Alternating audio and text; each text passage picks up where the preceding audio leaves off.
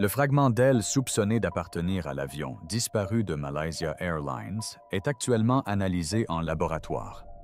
Les autorités sont de plus en plus convaincues qu'il s'agit d'une pièce de l'appareil disparu il y a 16 mois sans laisser de traces. Dans la nuit du 8 mars 2014, un vol de Malaysia Airlines transportant 239 personnes s'est volatilisé. Aucun appel de détresse, aucune épave, rien, juste le silence. Pendant plus de 10 ans, des experts ont dépensé plus de 200 millions de dollars pour sonder les fonds marins sans succès. Mais aujourd'hui, un ingénieur britannique à la retraite, Richard Godfrey, affirme avoir percé le mystère grâce à de faibles signaux radio presque imperceptibles que personne d'autre n'avait pensé à vérifier. Certains scientifiques jugent cela impossible, d'autres sont stupéfaits. S'il a raison, nous saurons enfin où se trouve le vol MH370. Alors qu'a-t-il découvert? Cette nouvelle méthode résistera-t-elle à l'épreuve du temps? Et l'épave est-elle réellement là? Analysons la situation. La nuit où l'avion a disparu. Vous connaissez peut-être l'histoire du vol MH370, ou du moins vous le pensez. Un avion décolle-vole dans la nuit et puis disparaît. Mais en réalité, la version que la plupart d'entre nous avons en tête est loin d'être exhaustive. Ce qui s'est réellement passé cette nuit-là est bien plus complexe, bien plus glaçant, et honnêtement, cela soulève plus de questions que de réponses. Revenons en arrière. Le 8 mars 2014, le vol MH370 de Malaysia Airlines, un Boeing 777, décollait de Kuala Lumpur peu après minuit à 0h41 précisément.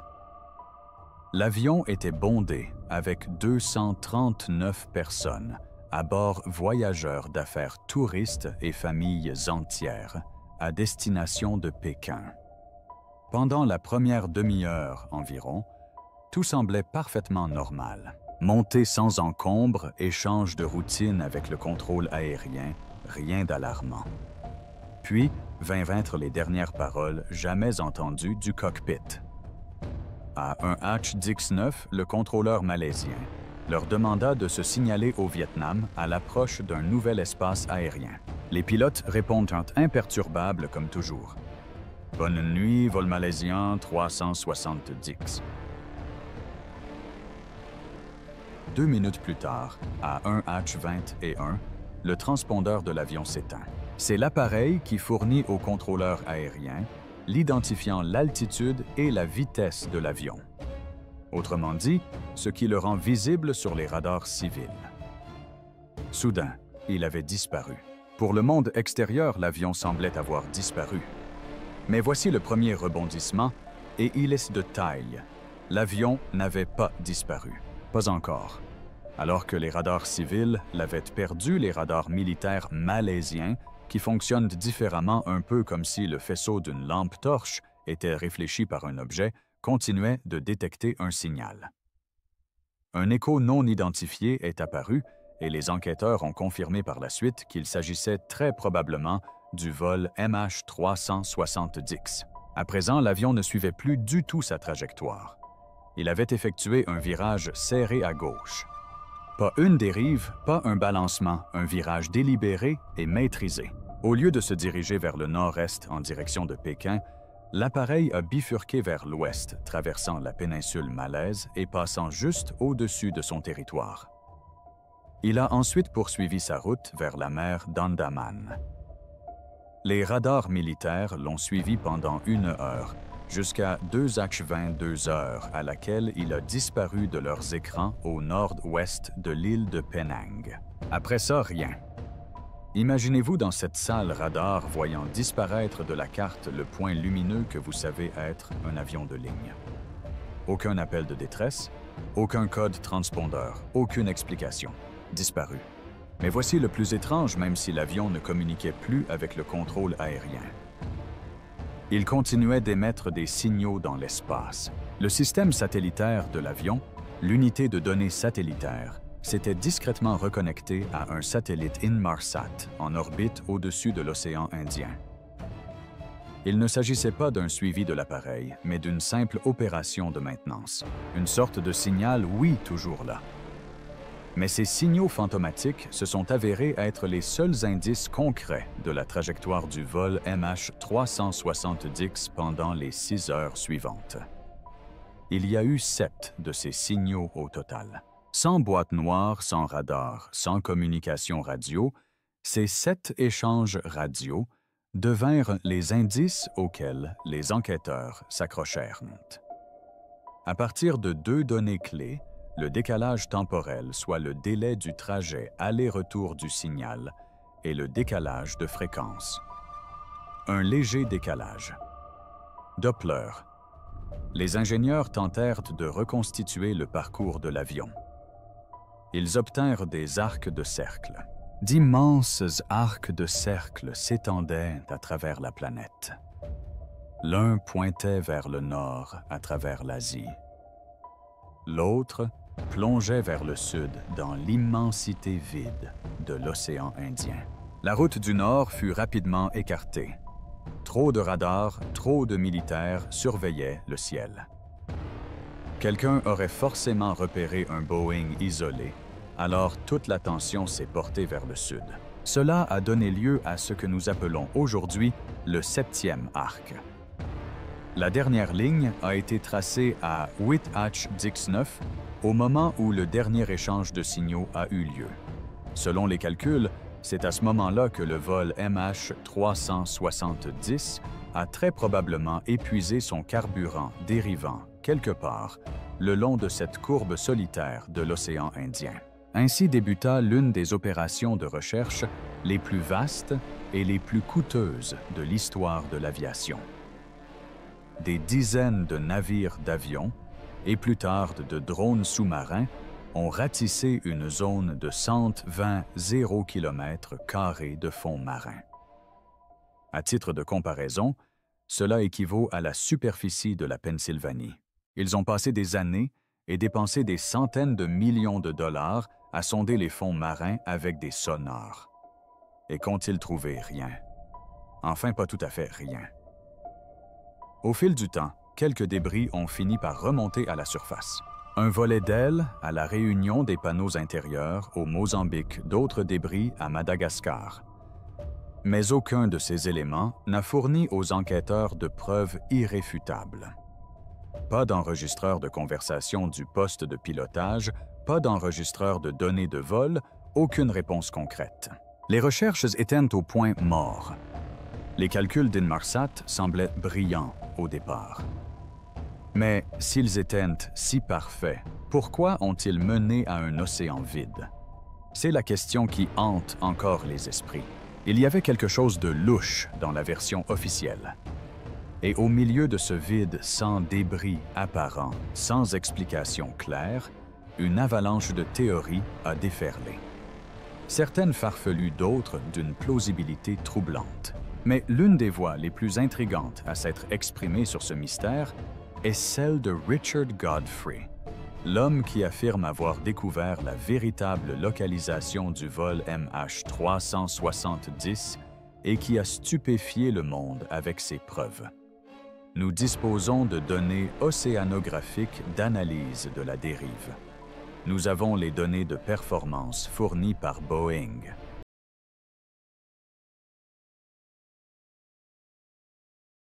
L'histoire à laquelle tout le monde a cru, mais à tort. En réalité, si l'on fait abstraction de tout le bruit médiatique, l'histoire officielle du vol MH370, c'est plutôt simple. Trop simple peut-être. Dans les années qui ont suivi la disparition de l'avion enquêteur média, et même certains experts en aviation se sont focalisés sur une seule explication. La voici.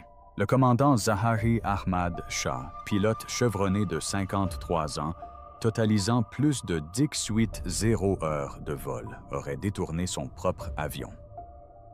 Selon cette version, il aurait calmement coupé les systèmes de communication, effectué un demi-tour brusque au-dessus de la Malaisie, dépressurisé la cabine pour que tous les passagers, perdant connaissance, puis continuer son vol vers le sud pendant près de 7 heures. Finalement, à court de carburant, le Boeing 777 se serait abîmé silencieusement dans le sud de l'océan Indien, dans ce que certains ont qualifié de vol fantôme ou de vol zombie. Sur le papier, ça ressemble à une histoire glaçante digne de Hollywood. Un pilote respecté qui bascule dans le rôle du méchant entraînant. 239 personnes vers une mort certaine. Mais voilà le problème. Lorsqu'on examine de près les preuves, cette belle théorie s'effondre sur au moins 3 points essentiels. Commençons par les données satellitaires, car elles constituent véritablement le fondement de toute la théorie officielle. Les échanges entre le vol MH370 et le satellite Inmarsat ont servi à cartographier sa trajectoire supposée. Mais c'est là que les choses se compliquent. Les toutes dernières données vers 8h19 du matin révèlent quelque chose d'étrange. Le décalage de fréquence des rafales BFO suggère que l'avion ne planait pas simplement en douceur, comme un appareil en panne moteur, tentant un amérissage d'urgence. Les données indiquent plutôt une chute d'altitude brutale, une accélération soudaine vers le bas. On pourrait parler d'un piqué plutôt que d'un vol plané. D'ailleurs, l'enquête menée en 2016 par le Bureau australien de la sécurité des transports sur les BFO suggérait que l'avion aurait pu descendre à une vitesse allant jusqu'à 15 pieds par minute. Ce n'est pas un atterrissage contrôlé. C'est une chute libre. Et rien que ça rend la théorie du vol plané par automutilation ou épuisement du carburant très fragile. Il y a ensuite les débris, ou plutôt les minuscules fragments, que nous avons retrouvés. Le premier élément confirmé est ce flaperon découvert en juillet 2015 sur l'île de la Réunion au large des côtes africaines. Depuis une trentaine d'autres fragments, certains confirmés, d'autres très probablement, ont été récupérés sur les plages de Madagascar, du Mozambique, de Tanzanie, de l'île Maurice et d'Afrique du Sud. Alex Marquardt, correspondant d'ABC, nous rapporte depuis l'île de la Réunion, où ils ont découvert la pièce mystérieuse. Voici l'élément important. Le flaperon n'était pas dans un état conforme à ce qu'on pourrait attendre si le pilote avait tenté un amérissage en douceur. Le bord de fuite était déchiré, de manière à ressembler davantage à des dommages causés par le flottement, un phénomène qui se produit lorsqu'une surface de contrôle vibre violemment dans un flux d'air à grande vitesse. Il a également été confirmé que les volets étaient rentrés, ce qui signifie que l'avion était en configuration de croisière et non en position d'atterrissage. D'autres éléments de l'appareil ont confirmé ces observations. Un fragment d'aile découvert en Tanzanie présentait des traces de rupture dues à une surcharge, ce qui confirme l'hypothèse d'un impact violent à haute énergie. S'il s'était améri de manière calme et intentionnelle, on s'attendrait à ce que les ailerons soient déployés, que l'épave soit plus intacte et qu'on retrouve même des sections de fuselage flottantes. Or, les fragments témoignent d'une destruction brutale. Et nous en arrivons à ce qui pourrait bien être le plus gros défaut de toute la recherche elle-même. Les gouvernements ont dépensé des centaines de millions de dollars pour scruter l'océan Indien cartographiant plus de 120 km² de fond marin. Mais voici le hic. L'opération entière reposait sur une série d'hypothèses. Les enquêteurs supposaient que les signaux satellites traçaient une trajectoire précise. Ils supposaient que la consommation de carburant de l'avion correspondait exactement aux prévisions des modèles. Ils supposaient que le pilote automatique maintenait l'avion en vol rectiligne jusqu'à épuisement des réservoirs. Pire encore, ils considéraient le 7e arc comme une vérité absolue, une ligne étroite au milieu de nulle part où l'avion devait impérativement se trouver. Mais les suppositions sont dangereuses. Et les années passèrent tandis que les navires remorquaient des sonars et des drones sous-marins, ne découvrant que des crêtes volcaniques et des fosses profondes, la vérité devint impossible à ignorer. Ils cherchaient au mauvais endroit. C'était un cas classique de biais de confirmation croire si fermement à une théorie qu'on déforme chaque preuve pour la faire concorder. L'histoire du suicide du pilote était simple et facile à raconter, mais les preuves concrètes étaient confuses et contradictoires. Où en sommes-nous? Au moment de la suspension des recherches officielles, début 2017, la population était frustrée, en colère et désespérée. Les familles des victimes n'avaient toujours aucune réponse. Les experts en aviation ont admis leur perplexité et le public se retrouvait face à une histoire incohérente. Si l'explication plausible concernant le capitaine Zahari était erronée, quelle était la bonne? Les données satellitaires avaient-elles pu être mal interprétées? L'épave pouvait-elle indiquer un accident d'une toute autre nature? Ou existait-il une autre méthode, une technologie négligée qui aurait permis de suivre la trajectoire du MH370 avec une précision supérieure à tout ce que les équipes de recherche officielles avaient tenté? C'est là qu'intervient Richard Godfrey. Cet ingénieur aérospatial britannique, à la retraite passionné d'énigmes, a décidé d'adopter une approche radicalement différente. Alors que les gouvernements restaient les yeux rivés sur les signaux des satellites, Godfrey posait une question que personne d'autre n'avait osé poser, et sa réponse allait bouleverser tout ce que nous pensions savoir sur le vol MH370. L'idée saugrenue de Richard Godfrey, qui ne l'est peut-être pas tant que ça, 2 ans après que l'on eut renoncé à retrouver le vol MH370, un septuagénaire, assis tranquillement dans son bureau, se posait une question si étrange qu'elle ressemblait au début d'une mauvaise plaisanterie. Et si l'on pouvait localiser un avion disparu non pas grâce à des satellites, ni à des radars, ni même à des technologies militaires, mais grâce à des radioamateurs bricolant dans leur garage? C'est le genre de questions que Richard Godfrey, un ingénieur aérospatial britannique à la retraite, a commencé à se poser environ 2 ans après la disparition. Des preuves crédibles sont fournies et les recherches vont reprendre.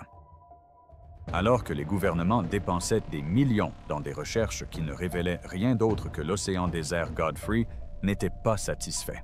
Il avait passé sa vie à résoudre des problèmes d'ingénierie et celui-ci était le plus complexe qu'il ait jamais rencontré. Il s'est donc plongé dans une technologie dont presque personne en dehors du milieu radioamateur n'avait entendu parler, le WSPR. Le WSPR, acronyme de Weak Signal Propagation Reporter, est un système étrange inventé dans les années 2000. En résumé, des milliers de radioamateurs du monde entier émettent de minuscules signaux radio presque imperceptibles toutes les quelques minutes. Ces signaux sont extrêmement faibles, souvent inférieurs à 1 watt, soit la puissance d'une veilleuse, mais ils peuvent se réfléchir sur l'ionosphère et parcourir des milliers de kilomètres. Imaginez le WSPR comme une immense toile d'araignée qui fait le tour du globe. Chaque fil représente un de ces faibles signaux oscillant entre 2 stations. La plupart du temps, il sert simplement aux radioamateurs à déterminer la portée de leurs signaux. Mais Godfrey a fait une découverte importante. Si un gros avion coupe l'une de ces lignes de transmission, cela provoque une perturbation. Cela ne paraît pas dramatique. Il peut s'agir d'une légère baisse de la puissance du signal ou d'un léger décalage de fréquence parfois inférieur à 1 décibel. Mais ces perturbations sont systématiquement enregistrées dans une base de données en ligne appelée WSPR-Net. Et cette base de données est immense, des années de données, des milliards de petites tweets provenant de radios du monde entier. Godfrey se dit que si le vol MH370 avait réellement survolé l'océan Indien, cette nuit-là, il avait forcément croisé des dizaines de ces perturbations invisibles. Et s'il parvenait à les localiser, il pourrait peut-être retracer la trajectoire de l'avion comme un chemin de miettes. Alors, il retroussa ses manches et se mit à creuser. Ce n'était pas un projet de week-end. C'est devenu une véritable obsession. Pendant 3 ans, il a épluché les archives de WSPR-Net, ce qui impliquait de traiter plus de 200 milliards de lignes de données brutes. Il a dû concevoir un logiciel sur mesure pour filtrer toutes les fausses alertes comme les tempêtes solaires, les interférences de fond et le chaos normal de l'ionosphère. Puis, lentement, une image a commencé à se dessiner. Dans la nuit du 7 au 8 mars 2014, lorsque le Boeing 777 a disparu, Godfrey a détecté environ 130 anomalies WSPR au-dessus de l'océan Indien. Il ne s'agissait pas de bruits aléatoires ni d'interférences météorologiques ou radio. En les reportant sur une carte dans l'ordre chronologique, il constata qu'ils formaient une trajectoire. Cette trajectoire commençait précisément à l'endroit où le radar militaire malaisien avait détecté l'avion pour la dernière fois. De là, elle bifurquait vers le sud-ouest, puis vers le sud. Exactement le type de virage que les enquêteurs soupçonnaient depuis longtemps, mais avec une bien plus grande précision. Et la piste ne s'est pas simplement effacée. Elle s'est terminée à un endroit très précis, 29 128 degrés sud, 99 934 degrés est. Cela se situe à environ un 500 km à l'ouest de Perth, en Australie.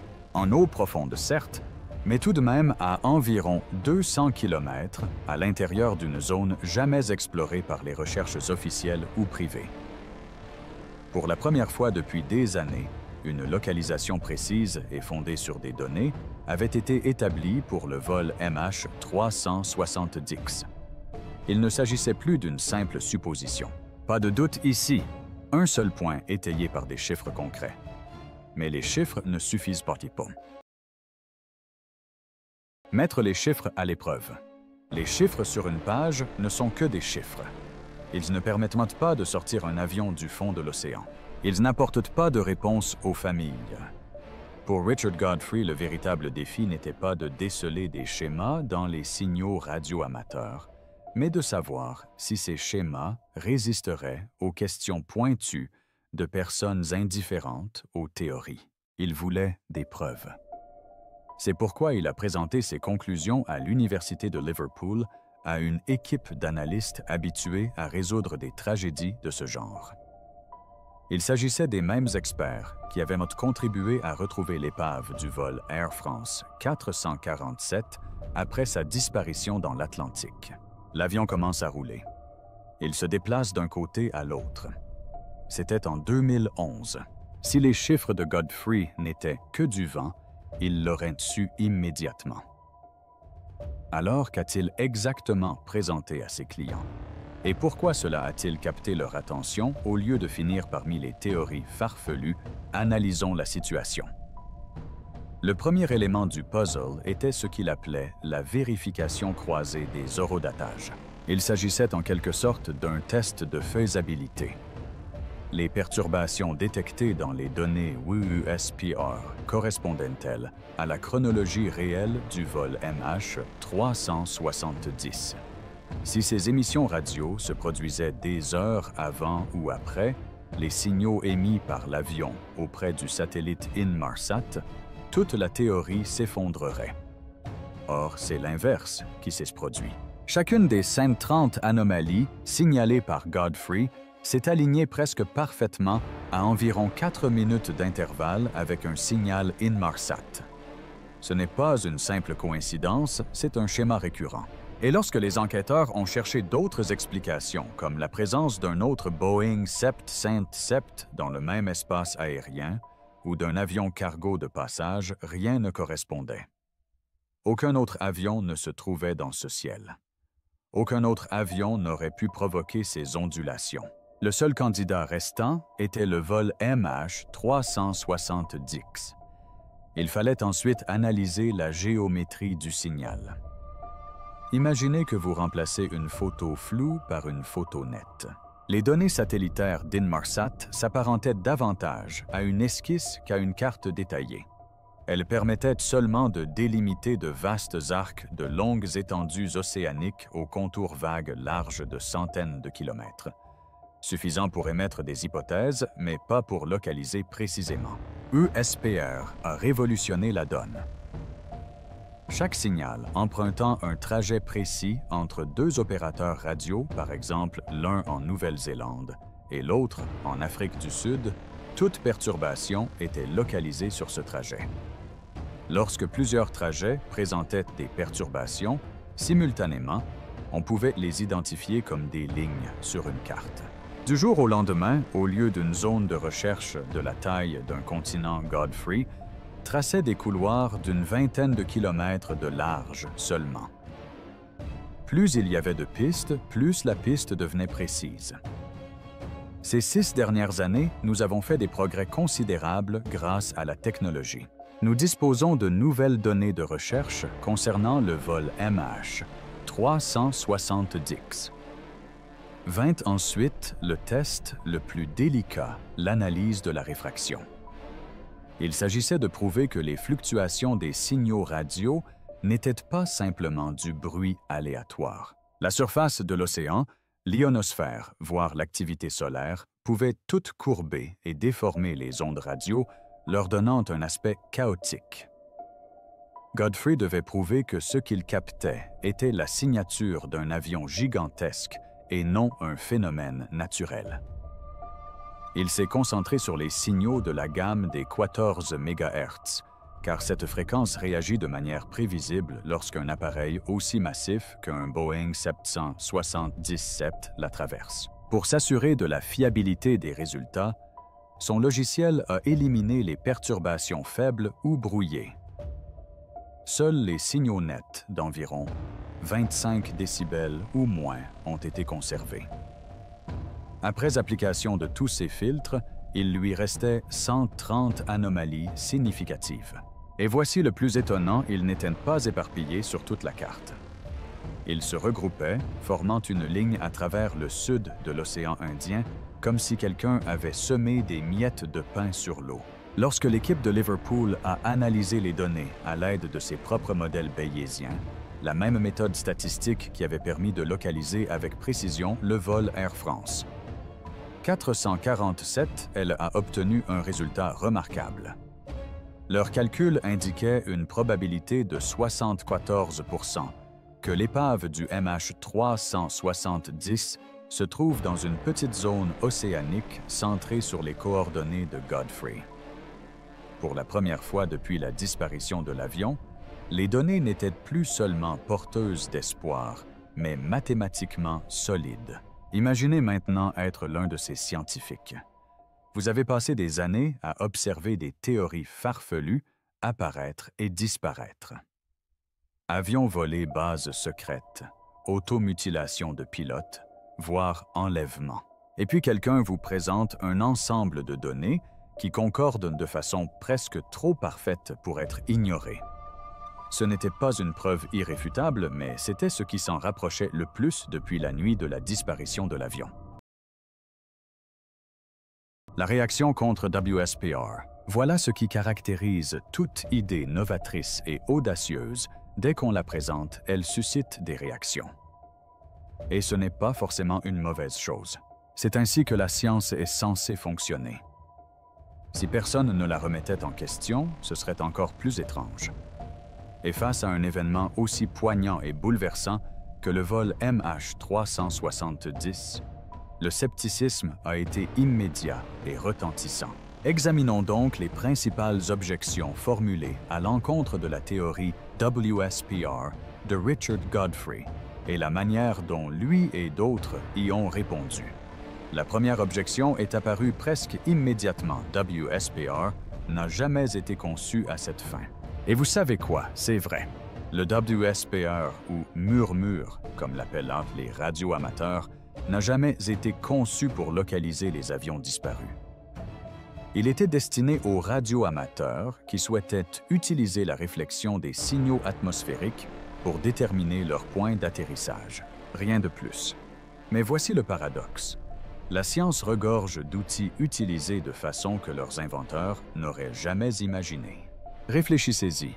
Les rayons X ont été découverts par hasard lorsque Wilhelm Röntgen expérimentait avec les rayons cathodiques à la fin du 19e siècle.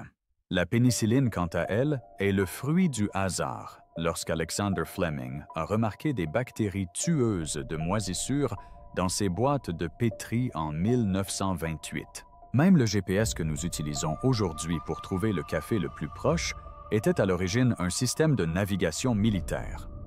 Alors oui, le WSPR n'a pas été conçu pour retrouver des avions disparus.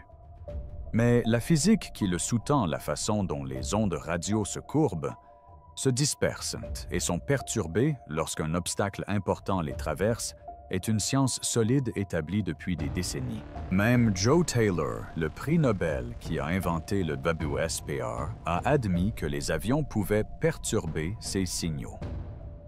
Il était plus réservé quant à la possibilité de localiser précisément ces signaux. Mais le principe de base impeccable. Et Godfrey ne s'est pas contenté de la théorie. Il a procédé à une expérimentation concrète. En novembre dernier, son équipe s'est associée à des chercheurs de l'Université de Liverpool et a affrété un Boeing 777. Ils ont survolé l'océan Indien exactement dans le même couloir que celui supposé du vol MH370. Pendant ce temps, les stations WSPR du monde entier étaient à l'écoute. Et devinez quoi? Au même moment, les perturbations sont apparues précisément à l'endroit où se trouvait l'avion. Pas à proximité, pas vaguement à la même époque. Non, dans les signaux échangés par les radioamateurs, la nuit de la disparition de l'avion, les pics correspondaient presque à la minute près à la position de l'appareil. C'était la preuve irréfutable. La preuve que ce n'était pas juste un calcul approximatif. Le système fonctionnait en temps réel. La seconde objection ressemblait davantage à une attaque directe contre Godfrey. Il ne cesse de changer de cible. Et là encore, en apparence, c'est vrai. Ses premiers calculs, il y a des années, indiquaient un lieu du crash plus proche du 33 et parallèle sud. Puis, la localisation a été déplacée au 34 et parallèle, puis finalement jusqu'à 29 degrés sud. Les critiques ont fusé affirmant que cela ressemblait à une conjecture. Mais voilà, en science, modifier sa réponse à mesure que l'on obtient de meilleures données n'est pas un échec, mais un progrès. Lorsque Copernic a formulé l'idée que la Terre n'était pas le centre de l'univers, ses calculs n'étaient pas parfaits. Il a fallu que des astronomes ultérieurs affinent les données pour perfectionner le modèle. C'est la même chose ici. Godfrey n'a pas simplement tracé une carte au hasard. Chaque changement s'est produit grâce à l'augmentation des données WSPR mises en ligne et à l'amélioration des algorithmes d'analyse. Au fil du temps, la zone d'incertitude s'est réduite. Et voici le plus surprenant. Depuis plus de 14 mois consécutifs, la cible est restée inchangée à 29 degrés sud. C'est un résultat majeur. Cela signifie que les ajustements sont terminés. Le modèle a cessé de dériver. Cette stabilité a finalement convaincu les gens qu'il ne s'agissait pas simplement d'un objectif fluctuant. Vient ensuite la troisième objection. C'est un point incontestable. On n'a toujours pas trouvé d'épave à cet endroit précis. C'est un argument valable. Tant que personne n'aura remonté une aile ou une boîte noire du fond marin, tout cela restera de la théorie. Mais inversons la perspective. Au lieu de partir de la théorie, partons des débris que nous avons déjà. Vous souvenez-vous du lambeau d'aile retrouvé sur l'île de la Réunion en 2015? Il a été formellement identifié comme provenant du vol MH370. On en compte au total 160. Par la suite, d'autres débris ont été découverts au Mozambique, à Madagascar et en Tanzanie. Il ne s'agissait pas de débris divers. C'étaient des pièces de Boeing 787 directement liées à l'avion disparu. D'où provenaient-elles? C'est là que les océanographes sont intervenus. Au Centre Helmholtz de recherche océanographique, Geomar en Allemagne, des scientifiques ont effectué des simulations de dérive à grande échelle. Concrètement, ils ont intégré des balises virtuelles semblables à des messages dans une bouteille, dans des modèles informatiques des courants de l'océan Indien et ont observé où elles s'échoueraient. Ils ont répété l'opération des centaines de milliers de fois. Lorsqu'ils ont inversé les trajectoires de dérive depuis la Réunion et les autres côtes africaines, un phénomène remarquable s'est produit. La majorité des traces provenaient d'un point d'origine situé à environ 5 km du point chaud de Godfrey, à 29 degrés de latitude sud. Une zone bien précise, pas la moitié de l'océan. Une zone précise. Voilà le genre de confirmation indépendante qu'on ne peut pas simplement balayer d'un revers de main. En résumé, on disait que WSPR n'était pas faite pour ça. C'est vrai. Mais les principes physiques sont valides et ont été testés. On a dit que le lieu du crash se déplaçait constamment. C'est vrai. Mais seulement parce que les données se sont améliorées. Et maintenant, c'est définitif. On disait qu'il n'y avait aucune trace d'épave. C'est vrai. Mais l'analyse de la dérive pointe directement vers cet endroit. À chaque objection soulevée, les preuves se renforcent. Et c'est là que les choses deviennent vraiment intéressantes. Pour la première fois depuis des années, il ne s'agit plus seulement de paroles, mais d'actes. La terrible saison des cyclones dans le sud de l'océan Indien est terminée, ce qui signifie que les navires peuvent à nouveau y naviguer. Et le géant des mers est de retour Ocean Infinity. Si ce nom vous dit quelque chose, c'est parce qu'ils ont mené les recherches massives de 2018. Ils n'ont pas retrouvé le MH370 à l'époque, mais ils ont développé un arsenal de technologies sous-marines qui n'a cessé de s'améliorer depuis. Leur navire amiral est l'Armada Sept 1806, un impressionnant bâtiment de soutien équipé de véhicules sous-marins autonomes, Hugin, de véritables sous-marins robotisés. Ce ne sont pas de petites drones filaires, non. Ils peuvent plonger à 6,0 mètres, se déplacer librement pendant des jours et scanner les fonds marins grâce à un sonar suffisamment précis pour repérer une épave de voiture sous des kilomètres d'eau. Et voici le plus étonnant. Le gouvernement malaisien a signé un nouveau contrat avec Ocean Infinity. La Malaisie a donné son accord définitif pour une nouvelle campagne de recherche du vol MH370 disparu, menée par la société de robotique Ocean Infinity. Anthony Lope, ministre malaisien des Transports, avait donné son feu vert en janvier 2025. La zone de recherche, un carré de 15,0 km², soigneusement délimité, correspond précisément à la zone identifiée par l'analyse WSPR. L'accord est simple, pas de découverte, pas de paiement. Autrement dit, Ocean Infinity avance tous les frais estimés à environ 70 millions de dollars et ne sera rémunéré que si l'épave est effectivement retrouvée. Cela devrait vous mettre la puce à l'oreille. Ils n'auraient pas misé autant d'argent et de ressources s'ils n'étaient pas convaincus de la solidité des données. Passons maintenant aux chiffres. Un seul AUV Hugin peut couvrir environ 500 km² par jour en naviguant lentement à 3 nœuds tout en scrutant les fonds marins. Avec une flotte entière fonctionnant 24 heures sur 24, ils peuvent couvrir toute la zone de recherche en 1 mois environ. Imaginez un peu. Après plus d'une décennie de frustration et d'impasse, la solution pourrait être trouvée d'ici moins de 30 jours. Une fois le départ donné, le navire chargé, les robots opérationnels et le contrat signé, il ne reste plus qu'à espérer une météo favorable suffisamment longue pour que la mission puisse se dérouler. Nous y voilà donc après toutes ces années de déception, de théories farfelues, de fausses pistes et de spéculations interminables. Les pièces du puzzle s'assemblent enfin. Des données solides, une cible précise et la technologie nécessaire pour mener à bien la mission. La question n'est plus de savoir si le vol MH370 sera retrouvé, mais plutôt si nous sommes enfin sur le point de résoudre l'un des plus grands mystères de notre époque. Merci d'avoir regardé cette vidéo. Si elle vous a plu, n'hésitez pas à la liker et à vous abonner à notre chaîne. Profitez-en pour regarder la vidéo suivante qui apparaîtra à l'écran. On ne sait jamais ce que l'on peut découvrir ensuite.